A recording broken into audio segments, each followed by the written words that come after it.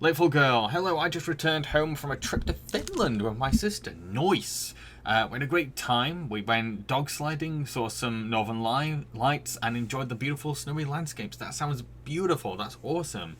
Very happy for you. Hello, Soda. Okay. Right, so now we finally got everything sorted. I'm definitely gonna start the countdown sooner than planned. Annoyingly.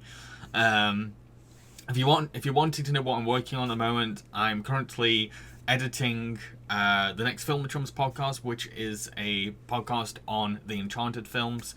I'm not going to talk about the Enchanted films in the stream. I'm not going to talk about Disenchanted.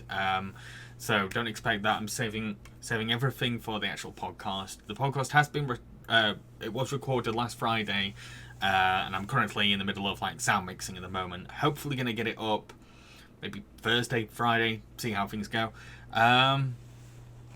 Everyone's saying how lovely Finland is. It does seem really nice. It does seem very nice. I'm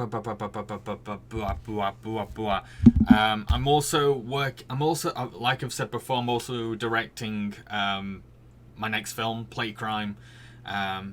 It's like I work during the day and then I go and shoot in the evening, twice a week. So I'm bouncing between both of them. Wow, the chat box is actually too big. I just decided. Let me shrink that down a bit. Hopefully that's better. Computer guy, I wish I could visit the north someday. Finland, Sweden, or Norway for all free. Computer guy, you're closer to Finland than I am, I think. you've got more of an excuse to get there. Leo, today would have been Harold Ramis's 78th birthday, so I'm drawing a tribute picture. I was hoping to have it done before 8, but then I figured my food will be arriving soon. I'll eat my takeaway, chill, watch the stream, and then come back to it later, because it's gone to the point where I've been looking at it for too long that I need a break to see if it looks good or not. Yes, that's actually a good approach, I would say. Whenever I've worked on something, and I start to get a bit self-conscious of it, it does really help to step away from it, come back for a little bit, and then you might notice things that could be improved more, because your brain is not thinking about the work anymore; it's thinking about the result. Soda, very tired. Didn't get any sleep last night. Bless you. I hope you get some sleep tonight. I think I had an okay sleep. I can't remember. It's just been very cold, very, very cold, because at the moment England is cold, and living in a pub attic with very, very thin walls means that it's even colder, and I have to put on about 3 or 4 different blankets on top of me just to feel any sense of warmth. No, I'm not. Most of Great Britain is further north where I am, unless you walk away to spot something you didn't before or see if it's not as bad as you thought. True. Oh yeah, because Finland isn't right next to you. It's next to. It's almost like next to me, isn't it? Okay, I was wrong. To be fair, I got a D or an E in geography. Leo, you work on so dining for too long. I'm trying to work up what Leo's trying to say here. You work on so dining. I will say this, Leo makes the funniest typos. I will say this, I wish I could store all of Leo's typos she sends me, because they're the funniest things. But I'm trying to work out this typo. So dining. You work on something. It's something. You work on something for too long and it starts to look like shit, so you need to walk away to spot something you didn't before, or see if it's not as bad as you thought. Yes, absolutely. Good, dude. Oh, good. I didn't miss too much. Yeah, because Streamlabs decided to screw us over and decided to glitch.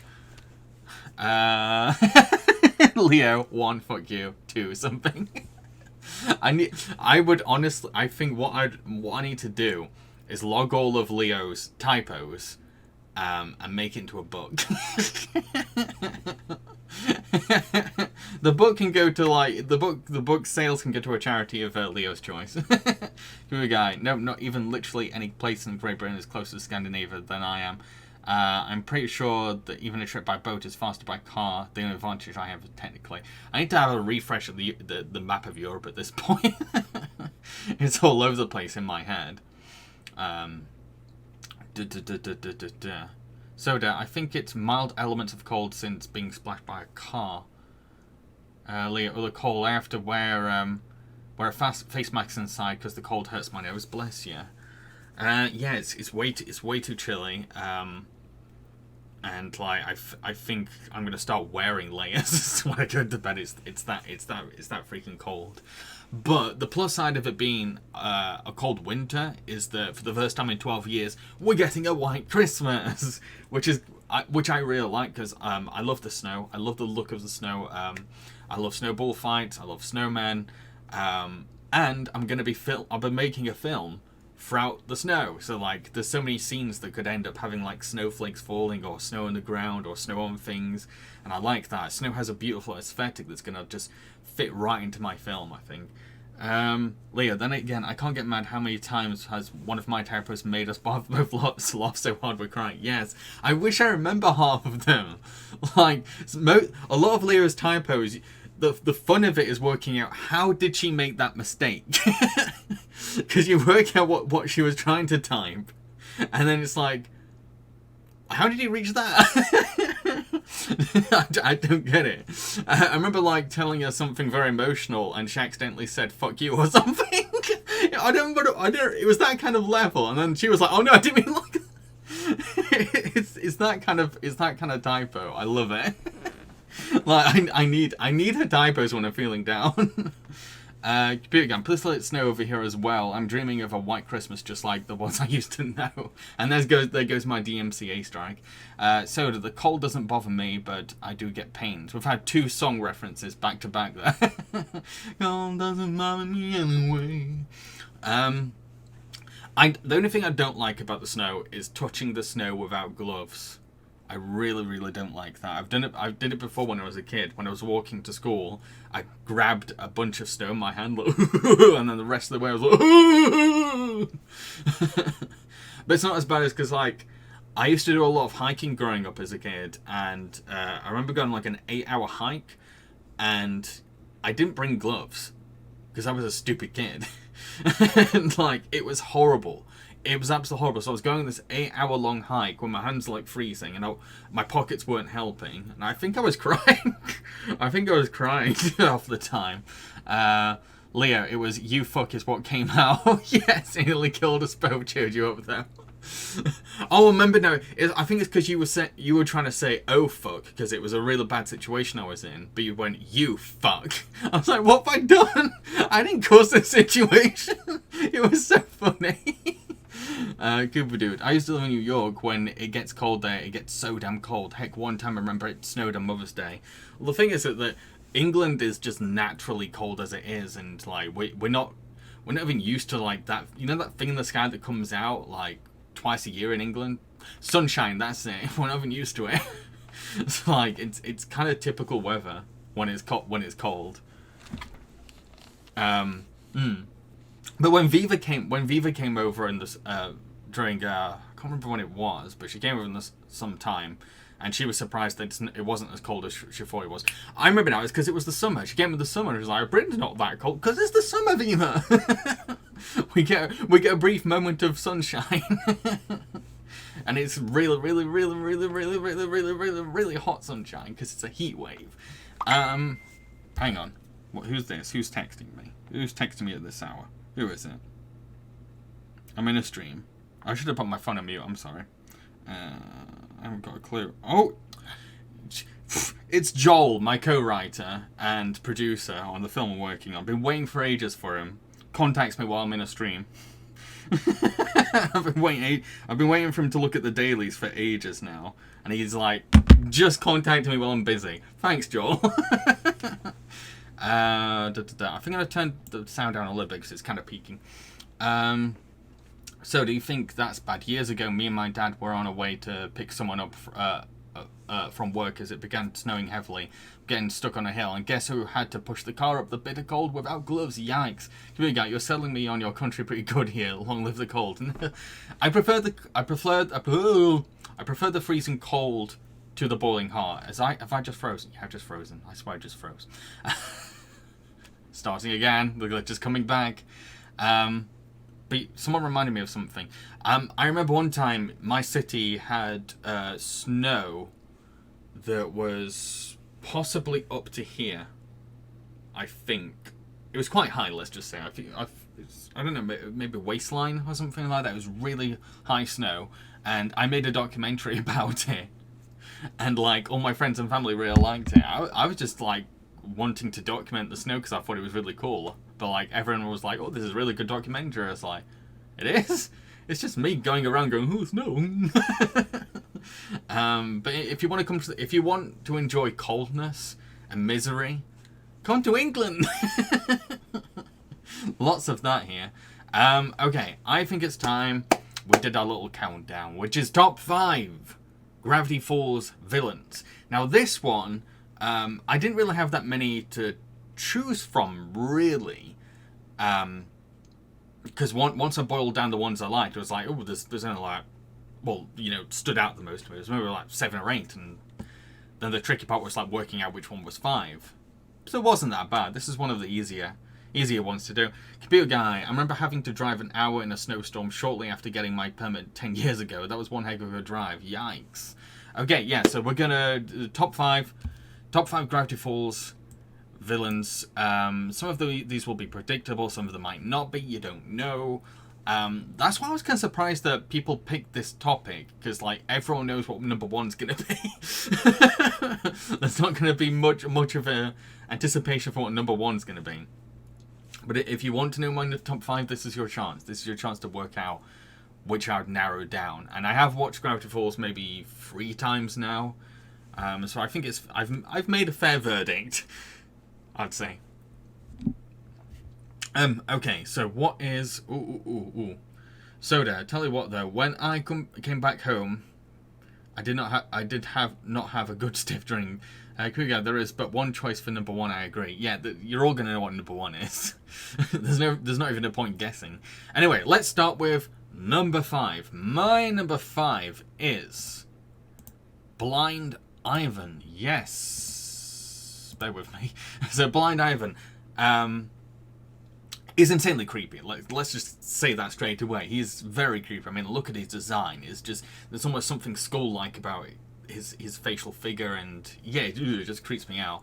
But at the same time, he's fascinatingly mysterious in like a intriguing, strange sort of way. Like you don't really know everything about him. Heck, you don't know barely anything about him, and he's not really entered the show just. I'm really wording myself badly here. I'm sorry. He's only just entered the show, and he only appears on this episode. That's where a lot of his mystery comes from, and. Your eyes definitely dart towards his tattoos on his head as well, and trying to work out why is he put them all there. And the show never goes in detail about the tattoos, and that's really appealing to me. But also kind of what makes him so frightening, because you can't really put a pin on who he is, and like even he doesn't know who he is anymore because he's been using the brainwashing gun so much, and he's just become this zombie who's obsessively committed to this cult leader character because he forgot his purpose and identity, and like he thinks he's doing good. He thinks in his mind that he's being a hero, that he's protecting the town, but really he's causing brain damage for everyone. So that's what makes his incentive and motivation very interesting, I'd say.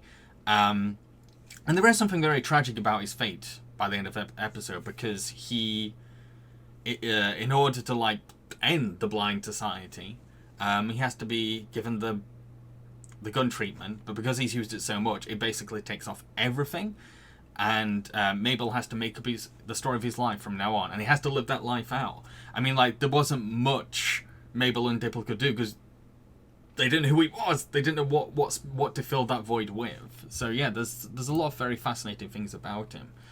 Where am I in chat now? Computer guy. Blind Ivan, the perfect mix of funny and scary. I say that's the case for a lot of Gravity Falls characters. Leo, it's like a countdown of Batman villains. Of course, we always know who's number 1, so it's more about seeing who is ranked side of it. That it's the journey, not the destination. Agreed. So the cartoon Pinhead, kind of. Leo, wasn't he voiced by? Yes, he was voiced by Peter Serafinakis, who is also he's in Hot Fuzz. He's in Guardians of the Galaxy. He's the voice of Darth Maul. He's the voice of Darth Chef in South Park. Trying to think of other things he's done, but like he's over here in England, he's known as like a very popular comedian.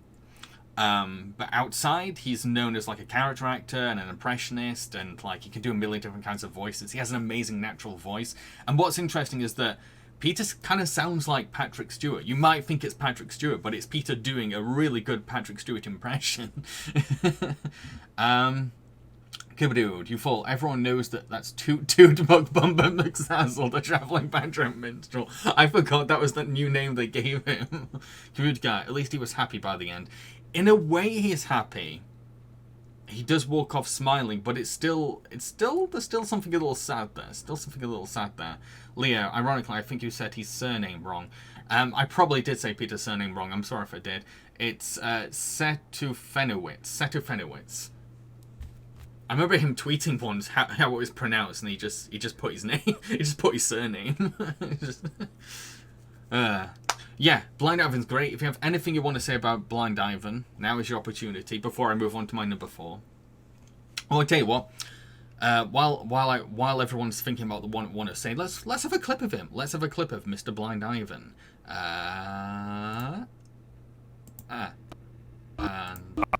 And we are the Society of the Blind Eye. Formed many years ago by our founder. Does anyone remember who he was? We've been using that ray on our own brains an awful lot. Yes, so bear with me. This is very, very tricky to get this right. Yes, so Computer Guy. It was the best the heroes could do, like you say. Even if he didn't remember who he was, at least he had an identity at the end. Yes, and it seemed like a cheery, optimistic kind of identity as well. And like he doesn't seem disappointed that this is the identity he's been handed. Leo, damn it, I typed it wrong again. It's Serofenowitz.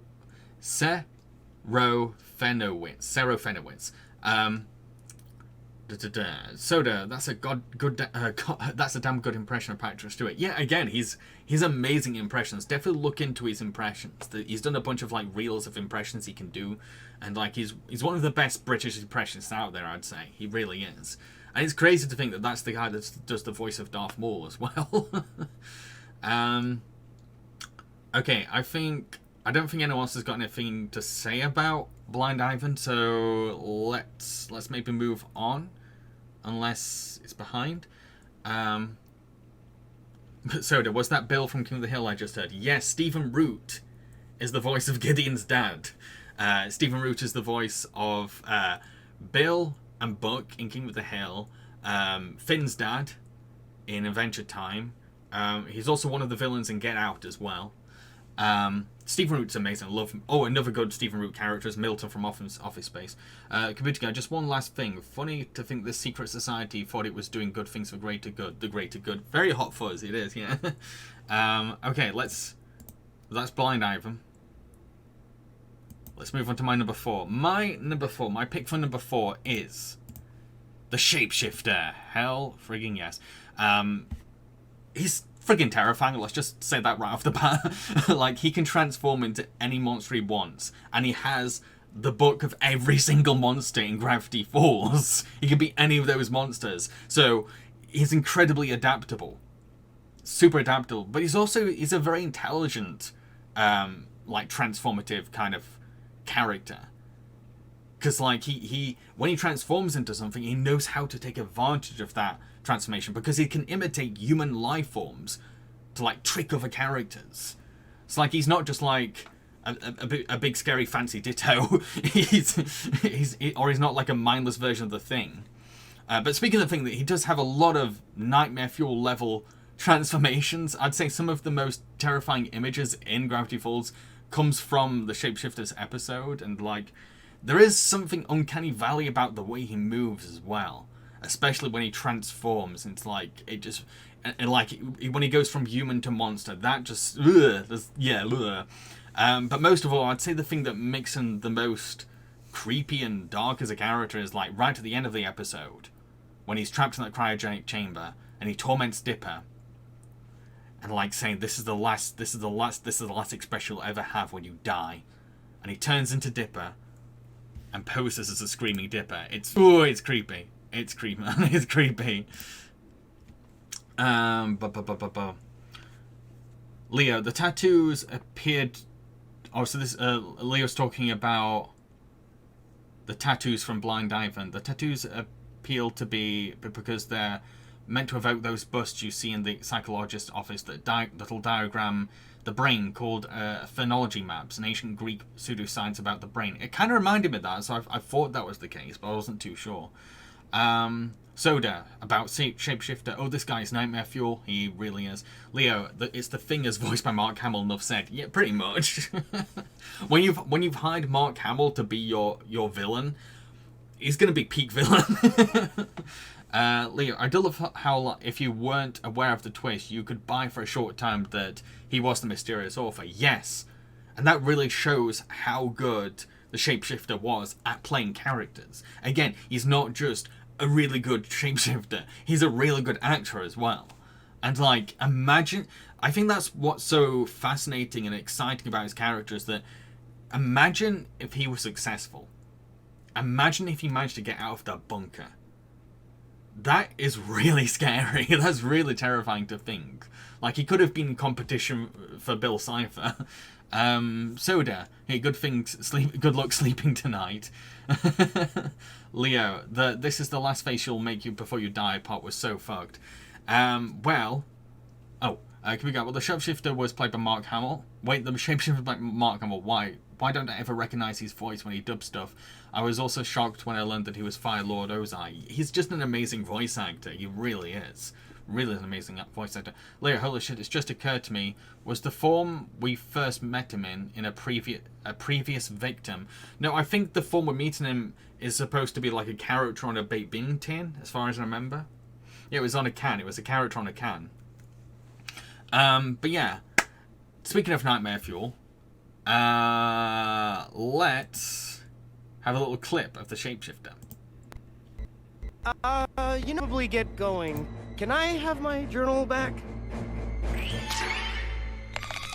You're not going anywhere.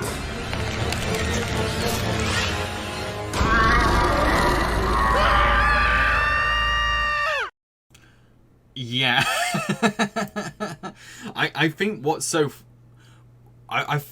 frightening is like when you watch that for the first time, you don't see it coming, because like Leo said, for a while you're believing that's a mysterious author, but then you think, okay, if it's not, who is it? What is it? Hooty guy.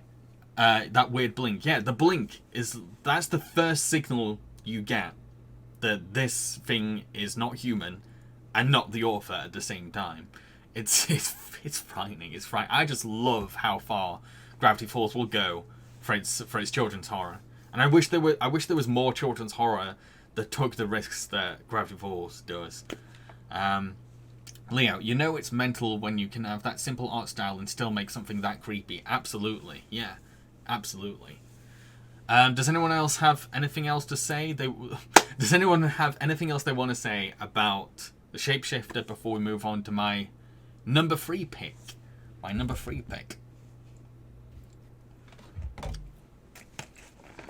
I mean, the author could have been non-human for all we knew back then. Yes, that is actually a very good point, yeah. We didn't know everything about the author. I think the first time I watched the episode, I was like, okay, is the twist that the author is a villain? And like, is the shapeshifter? Or something like that? You don't know. In that moment, you don't know. It's such a shocking twist. It really is such a shocking twist. But yeah, if you have anything else you want to say before I move on to my number 3. Leo, this is one where I have to wonder how other villains would react to him, because I feel like even every other villain would find him creepy. Yeah, I was saying that before. Like, he could have been competition for some of the strongest and it could have been competition for some of the primary villains, let's say. I really do think that. And it does make me fascinated, like, what part would the shapeshifter play if he got out during Weirdmageddon. That would be interesting. So it's the Joker as a Pennywise-like creature. Enough said. Yep. Anyway, okay, so that's my number 4. My number 3. What is my number 3? My number 3 is the Lumberjack Ghost. Yes, the Lumberjack Ghost. First of all, imposing size. He's friggin' huge. And you gotta remember, like, this is before Weirdmageddon, where we started to see, like, giant monsters. This was, like, the biggest, like, supernatural threat, maybe, up to this point. He's carrying a sharp axe as well. He's wielding a weapon, and this is a weapon that he's not afraid to, like, slam down onto even kids. But I think what's really interesting and what makes him very memorable is how creative he is at haunting. Like, he doesn't just go ooh and move stuff around casually. No, he makes the wall shake. He makes animal heads bleed and plays around with everything around him. And like, yeah, he's out for blood. So when he's haunting, he's not just like, he's not being timid. Let's just say he really wants to traumatize people with his haunting skills. And it is creepy how he can possess anything at all, like anything whatsoever. And he can turn people into wooden statues, which is another example of the show's nightmare fuel. Like, watching him turn something into a statue is frightening, because it's not like a poof. Oh, this character's like a wooden puppet now. No, you watch someone slowly, gradually turning into wood, and they're conscious of themselves turning into wood, and like having their whole body frozen and becoming brittle. And like, something that's really works for this character and really hypes him up and really shows how high the stakes are for this episode is how Dipper's book just says, pray for mercy. Pray for mercy. Like, no other supernatural threat in the book has that kind of description. Like, so at the end of the day, there's no way of beating him. And much like the Shapeshifter, in a way, you could say that, like, he could be really interesting competition for the other primary villains. And while he is ruthless and brutal, and I'd say a part of us does sympathise with how he was portrayed by the Northwest family. In a way, he's a working class folklore hero who only has it for the privileged and the rich. He has nothing against anyone else. He's mainly against the Northwest and their friends. So I think that adds a lot of texture to him, a lot of depth to him, I'd say. Oh, nope, that's not what I wanted. What's chat saying? Can we go? I have a hard time calling a Lumberjack Ghost a villain, to be honest. Didn't he have a name? I think he did, but like when I was researching, the main name that came up was Lumberjack Ghost. I think he has a name. I can't remember what the name was though. Technically he's not a villain. I agree, but technically he is. It's like this like grey area of where he is, because you, again, like I said, he is sort of a hero, but he's also sort of a villain. And that, again, that's what's so interesting about him, I'd say. Some of the more interesting Bradfall's like characters fall into that void between hero and villain, I'd say, and Lumberjack Ghost is definitely one of them.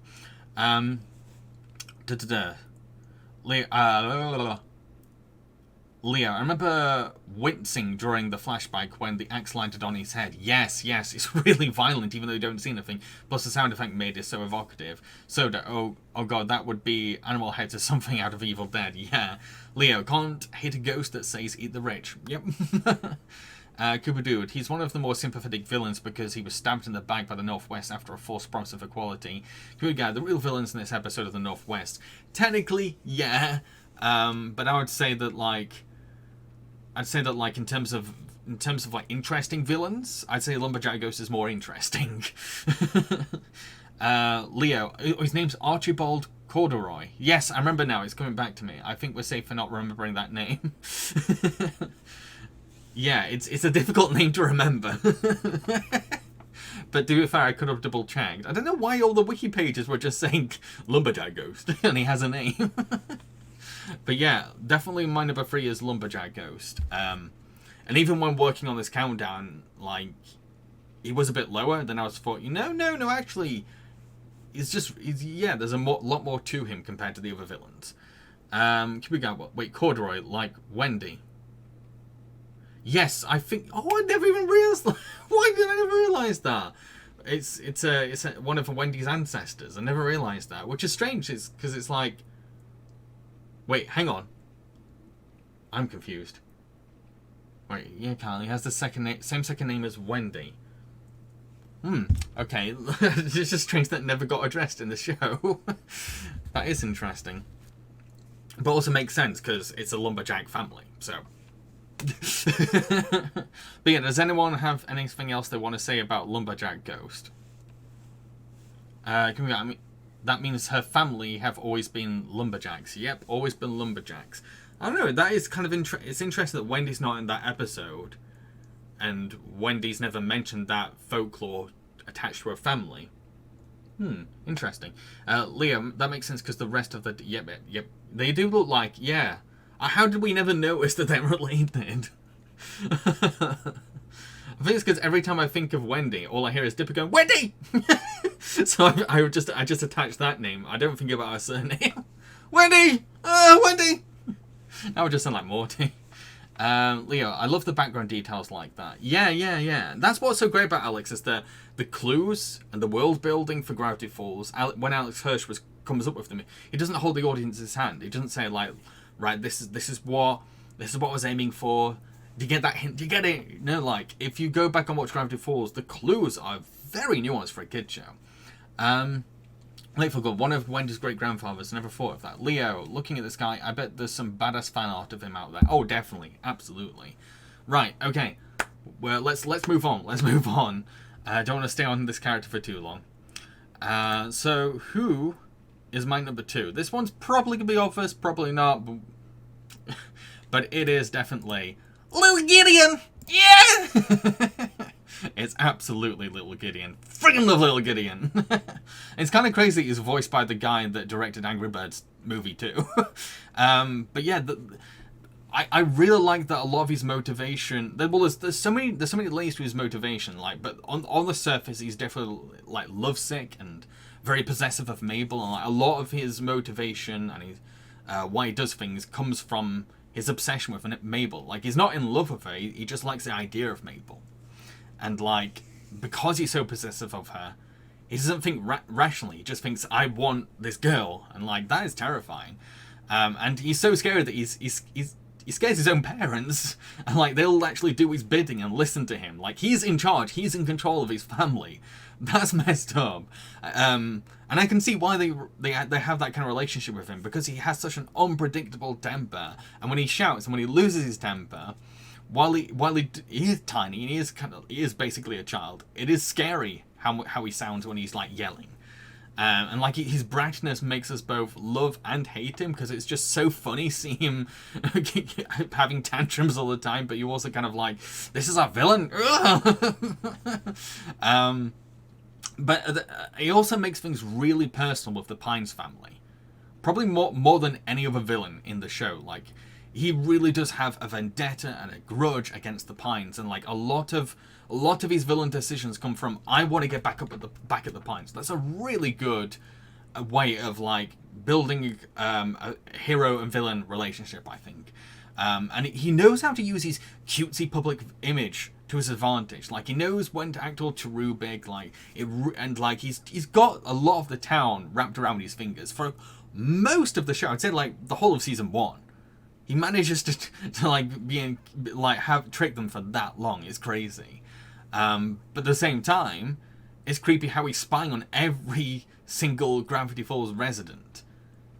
And like his whole like, I'm a psychic. It's like, no.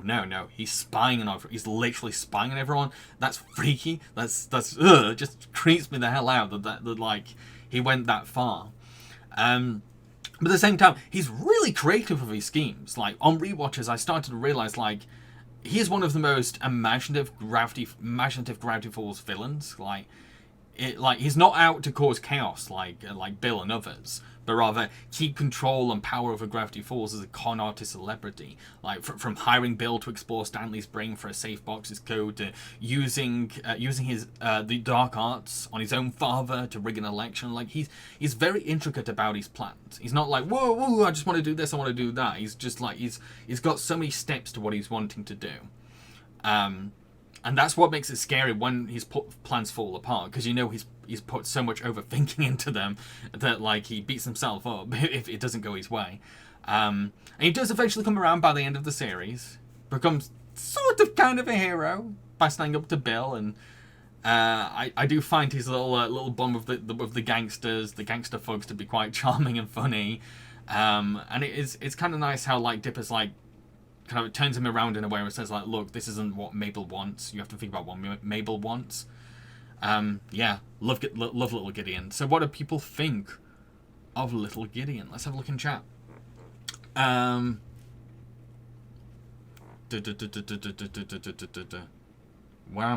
There's a lot of chat going on.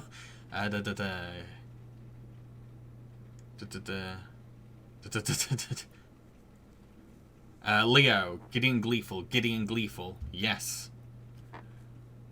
Soda, whenever I hear Gideon's voice, I just hear the kid from Children of the Corn. Yeah, it does sound like that.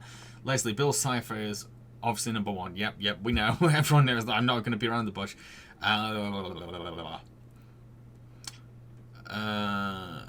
Leo, I speak for many when I say I'd rather deal with a bloodthirsty ghost than an obsessed ex that won't take no for an answer. Yes.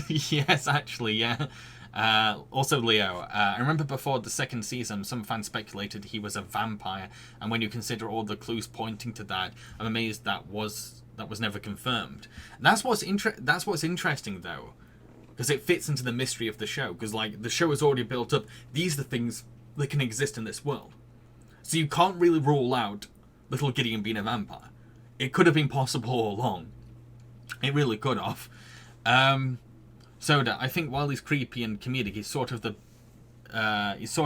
big bad to the bigger bad. Yes, he is. He is definitely, but he's still a good friend, and I think he, like I've said before, he knows how to compensate for his small size, like by taking advantage of the town using his like cherubic personality, and he does become very physically intimidating once he has a giant Gideon mecha. Yeah. Leo, fuck it, I'm just gonna list a few clues just to take. Go for it. Yeah, so does anyone else have anything to say about Little Gideon before you move on to my very mysterious and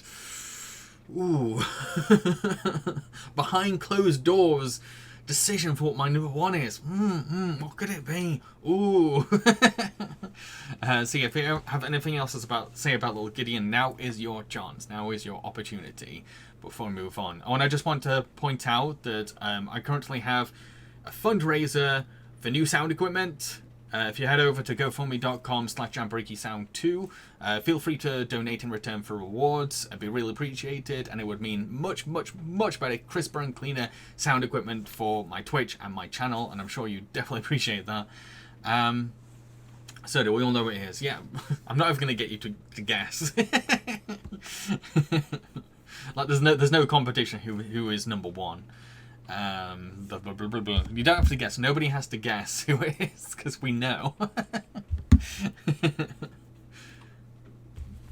Yeah, hands down. There's no surprise. There's definitely no surprise to who it could be. But let's give people a chance to talk about Bill before I move on and announce this very, very, very obvious number one pick. This chat delay is a nightmare sometimes, I'm telling you. I'm telling you now. just wait. All I can do is wait. Oh, let's also, while we're waiting, let us play a clip of Little Gideon. I finally got it! Get out! It's finally mine! At last! I have journal number 3! There are 3 of them! But where's journal number? But where can I... Dipper! He must know where it is! He gave me the 3rd one! I get the 1st for himself! I can't let him leave! Gravity falls! I love how his quiff bounces I just noticed that. His little quiff goes. It's a great quiff as well. It really, yeah. The design in general is just great because you've got that chubby, bratty kind of face and those intense eyes, but you also got the iconic blonde quiff that really sticks out, and that little suit. Like as soon as you see little Gideon, you don't just think, oh, that just looks like a typical kid. You can tell there's something a little weird about him and how he wants to kind of look like an adult but also like a kid. And I remember when I first watched the show, I was like, is that an adult? Is that a kid? I can't really tell. Leo, plus he's technically older than Mabel, then the brief time she dated him would be considered grave robbing, as it's a slang term used for dating someone older. Yeah, definitely. I'd say it's possibly time to move on to my number one. And I know it's going to be hard to guess, but you'll get over it. So, my number one pick is Bill Cipher. Oh, really? Really, James? Oh, yeah, it is. So Computer Guy's just got something to say about Gideon before we move on. Also, like the Northwest, the implications that Gideon, when you see the reactions of the parents, are scary. Yes. Okay, so Bill. I love that he's this great balance of funny and scary, and while that is something you could apply to like most Gravity Falls villains, I think he amplifies that the most. He really does. Like the comedy of his character has been exaggerated, the horror of his character has been exaggerated, and like I think why he really stands out is like he has the loudest personality of every character. This entertainingly campy, insane personality, and the fact that he's only interested in chaos makes him unpredictable and untrustworthy. Like it's just madness personified. It really is. But he's also very good at manipulating possible deals to his advantage. And like he knows how to find clients' weaknesses. He knows how to make his clients go, wait, Bill is my only option. And that's an amazing skill when you think about it. A scary skill too. He always seems to be one step ahead. Always seems to be like, right, I know what's going to happen next. I'm smarter than everyone. I know how to beat people. I'm not scared of this.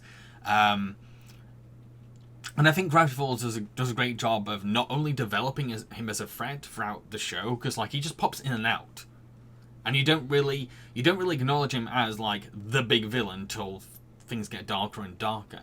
And like when it's revealed that he's the mastermind behind everything in the finale, it clicks because you're like, wow, yeah, you could kind of tell that he was up to something, but you weren't sure what it was.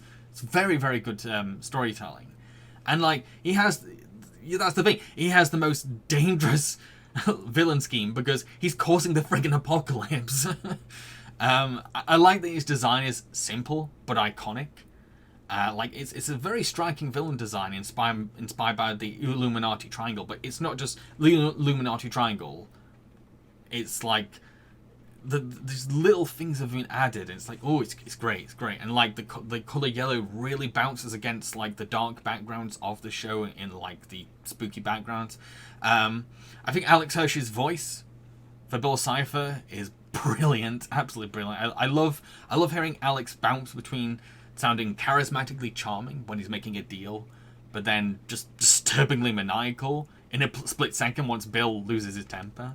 And like at the end of the day, he is the strongest and most powerful Gravity Falls villain because he's a god. He's the god of chaos. He rivals every other Gravity Falls villain. So yeah, those are my thoughts on Bill. Let's see what people have to say. No way, I would have never guessed. The villain is probably the least scary looking out of them all of them, yet he may be the worst of them. Yeah. Like, there are scarier designs in the show, but I feel like the show does a really good job of taking advantage of what makes Bill's design scary, and it's mainly that eye, and the fact you can't see his mouth, and his eyes doing all the emotions, and when you see him get, like, squint to be angry, or, like, widen to be, like, shocked or something, like, it's frightening, because you can't read his emotions here. You can't read a brow. All you can see is that big piercing eye. That's scary. That's very scary. Soda, Bill Cipher's Discord if he was not in MLP and more evil. Computer Guy, the moment when he got angry and changed form in the last episode got me by surprise too. Yes. Yes. Soda, I know a lot of things. Lots of things. Computer Guy, how about everyone's just quoting. Everyone's just quoting now. Leo, bugger, twice I tried to send the things I mentioned about Gideon and they wouldn't send, but maybe it's too long. It might be the case, Leo. You might as well send me the clues in private. Soda, eeny, meeny, miny, you! Yeah. Oh, love Bill. Love Bill. And it's kind of crazy that he was so iconic and so impactful on animation that even The Simpsons were like, we're going to reference him. We're going to reference him. Can you think of any other, like, Disney school morning cartoons villains that got referenced on, like, on The Simpsons or, like, any other Fox animation? It's kind of wild. That's the impact he left behind. Leo, I'll never stop loving how Bill's design got conservatives niggas into twist and made them cry about how the cartoon was promoting devil worship and Illuminati.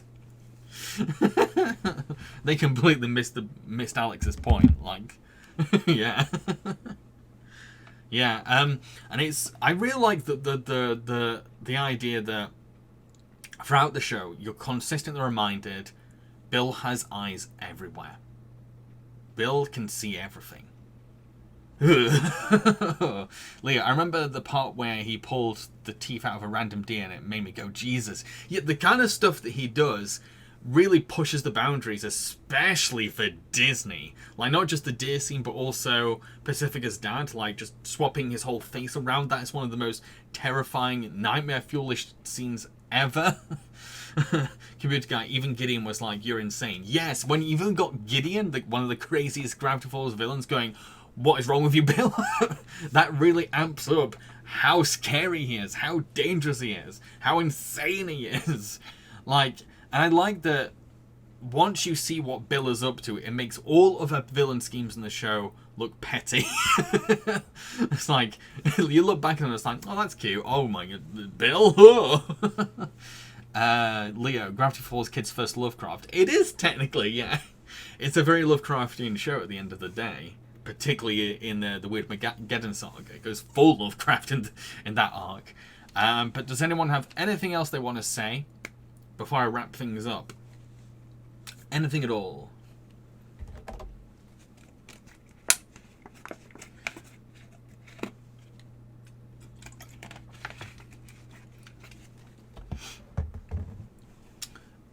So not gonna lie, I would love to see a Battle of the Ages Bill Cipher versus Aku. That would be pretty cool. Here we go. Just another goofy episode filled with silly jokes for kids. Yeah, and then Bill comes in. Causing his chaos. That's an actual quote from Hirsch.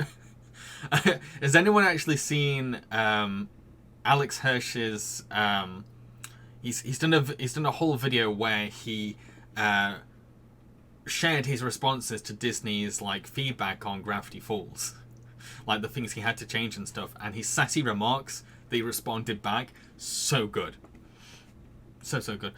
Leo, speaking as a big Lovecraft fan, there's a difference between something that could be described as Lovecraftian and who could easily be an actual Lovecraft creation. Bill is one of them. Yes, absolutely. Like, if Alex like opened up and said, "Oh, Bill's based on a Lovecraft short story," I'd be like, "Yeah, buy it, totally buy it. I get that it's not your character. HP definitely made that."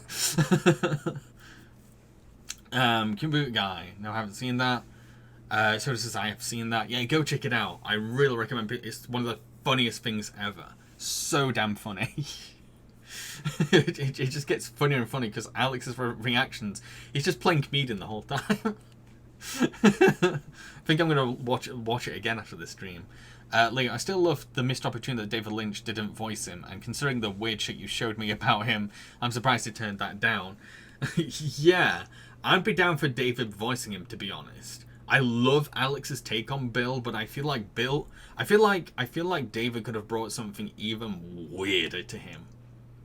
Really fit the chaos and like because like the way David does his acting style is like it has this ups and downs and this strange delivery, and the cadence of his voice is a little odd, and like yeah, I can imagine him doing that. He said no to Gravity Falls, but he said yes to Cleveland Show. Leo, how Alex didn't tear his hair out is beyond me with the Disney censors. Computer Guy, where I heard this quote with the messed up moments from the show to illustrate it. Alright, okay, cool. Okay, so obviously it'd be kind of not, well, obviously it's not going to be very interesting for me to say, sorry, I word myself. Oh wait, Leo's got something to say. David would have been so fantastic, I can't deny that, not just because of the obvious gap, but his voice would have actually been perfect. It really would have. And like, it has something very ominous about his voice too, that would fit to God. It would, it really would. There's something, especially if it had a reverb to his voice. There's something a bit haunting about his voice. But yeah, I can't say, hey, who's your favorite Gravity Falls villain? Because most people are just going to say Bill. It's going to be a bunch of Bills. We know it. So what I'm going to ask you before I end the stream is there a villain on my countdown I didn't mention that you think deserved to be on my countdown, and why? That's what's going to make things interesting. I don't want a bunch of Bill Cipher analysis in the chat. We're already talked about Bill. So yeah, to make things interesting, pick a Gravity Falls villain that you think deserves more praise. Leo, I hope more people start sneaking Bill Cipher into their projects as a background detail, just to add to the creepiness. He's everywhere. Yeah. Well, the thing is that Gravity Falls characters themselves have appeared in other Disney cartoons, so I wouldn't rule it out. Definitely wouldn't rule it out. It's possible. They could do it. I think Alex would be totally down for that as well. Computer Guy says, not really. Again, if you don't have any, that's fine. That's totally fine, and we could just end things there. But this is your opportunity now to, like, if there's a Gravity Falls villain that you want to praise, go for it. Here we go. Maybe Stan's dad. Remind me who was. It's such a blur because that was one specific episode, and I think isn't he just more of a jerk than a villain? I can't remember what Stan's dad's like. Leo, I would like to remind everyone that Bill was a Tumblr sexy man. He was for a while, yeah. Which I kind of get. Leo, not a favourite villain, but in terms of an antagonist that really gets to me, it's Pacifica's dad. We all know why. Yes, absolutely. Absolutely. I mean, like, if Pacifica was a more of an actual villain, like more of an antagonizing villain that the kids were up against throughout the show, rather than just like a dick, I feel like he could have ended up on my list. He really could have. He was yeah, horrible man, and like it's insane that Alex did that kind of domestic abuse storyline, and even more insane that Disney weren't able to overpower him, and he was able to address something like that, like I did in my top 5 Darkest Gravity Falls episode. There's a reason that episode made my number 1. Here we go. Jiffany, she was scary as fuck. I was so close to putting Jiffany on my top 5. I nominated her. I think she's a great villainess. I really love how both she's unhinged but also cute, and I love that finale where she's able to like control all technology, particularly the arcade screens, and how she can bounce between all the arcade screens. I think that's so great. But yeah, Jiffany, honorable mention, definitely. Hugo, oh dear, that just came back. Yeah. Yeah, Jiffany's awesome. It was so hard to like not put her on my list. Leo, oh yeah, Jiffany doing Five Nights at Freddy's and Doki Doki Literature Club before they existed. Yeah, pretty much. Yeah, she is quite frightening. And like, I've dealt with people like Jiffany before as well, so that has that kind of realism to it. Yeah. To be honest, to think she almost survived and almost got a happy ending, I don't think she would have deserved it. Yeah, she should have been shut down. Yeah, if you have any others before we wrap things up, go for it. This is your chance. This is your opportunity.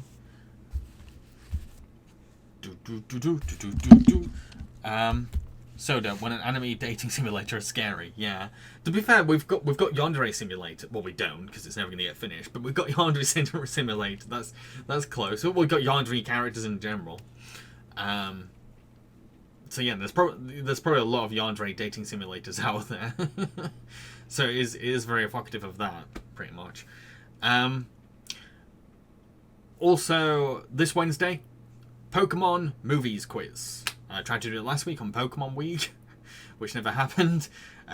Friday, I'll be playing Minecraft for the first time ever. Late Fall Girl, the Submarine Monster is pretty cool and creepy. Yes, the Submarine Monster was so close to being in my top 5. It was so close. Like, I'd put him at number 6 probably, because like he's got that really disturbing presence, and Jeff Bennett's voice, like you've never heard Jeff Bennett do that kind of voice before. Really sinister voice, really like gives you goosebumps as soon as he talks, and like the stakes he raises in the episode, the interesting backstory for like what the Submarine Monster actually is. There's so much to that character that I love. Leo, I remember Darlene, the only thing more grotesque than her spider thing was her makeup, pretty much mutton dressed as lamb, but seriously, she was skin crawling. Very close to putting her on there as well. Come guy, nice. I only saw like 7 Pokemon movies. This is gonna be fun. There's technically 24 if you include Detective Pikachu. Leo, with the Submarine Monster, he's like the perfect center line between Gravity Falls and Over the Garden Wall. Yes, he could have fit into the Over the Garden Wall. He's an iconic Halloween villain, I'm gonna say. He really is. Well, technically Summerween, but you know. You know. But yeah, I think it's time to wrap things up. I've got to get back to my Enchanted podcast. Got to edit that. I'm kind of behind on it, if I'm honest. And I need to edit as much as I can, because tomorrow I can't edit anything because I'm going to be filming Play Crime. So yeah, going to be getting on with that. But yeah, I'd say the next video you're going to see on my channel is most likely Enchanted versus Disenchanted. That's going to be the next thing coming up on my channel. There's going to be Muppets Wizard of Oz, Puppet Panic. The winner of this week's Jambareeqi Orange is Casper: A Spirited Beginning. I feel like we're going to end up doing all the Casper movies at this rate. Leo, I thought what they did with the gnomes was really creative. Yes, it was. Yeah, the build-up of the gnomes. Yeah, I better be off now, though. Hope you enjoyed the stream. Hope you're happy. Hope you're smiling. Hope you have a good morning, good afternoon, good evening, good night.